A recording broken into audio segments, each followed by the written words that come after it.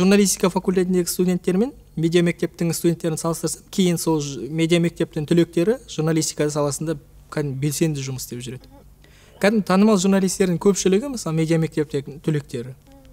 Көп жерге барған кезде менің алдыма студенттерім шығады. Мысалы, қазір мен қоғаммен байланыс саласында жұмыс істеп жүргеннен кейін түрлі журналистермен байланыс орнатамыз, түрлі журналистермен кездесеміз.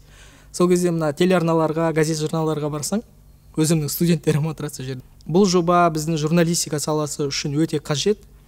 Ары қарай жоба жалғасын табу керек деп есептеймін. Бұрынғы бір арманын жүзеге асырғысы келетін адамдар жиналады. Ол жасы әртүрлі болуы мүмкін, бірақ оларды бір арман тоғыстырады. Сол армандарына қол жеткізуге бір себепші болу, шынымен құлшындырады. 10 жыл деген өте үлкен меже.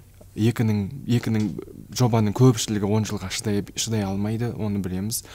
Әлі көп нәрсе өзгеруі мүмкін қоғамда, бірақ бір нәрсе анық, қоғамның ақпаратқа деген қажеттілігі қашан толастамайды. Сапалы, қажетті ақпаратқа деген, тиісінше қажетті сапалы ақпаратты бере алатын маманға деген зәрулік байқалады. Осындай зәруліктің орнын толтыратын орталықтар әмәнда керек. Сондықтан Медианетке үлкен жетістіктер тілеймін. 10 жыл бір белес бағындырды, алда талай белестері бар.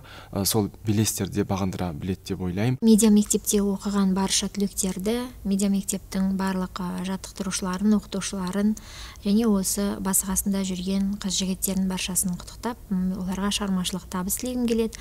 Бұл мектепте осы оқушылар оқып жатқан жоқ, себебі мен өзімнің оқытқан студенттерімнің ішінен 2 студентіммен қазір бірге жұмыс істеймін, бір коллективте, республикалық басылымда.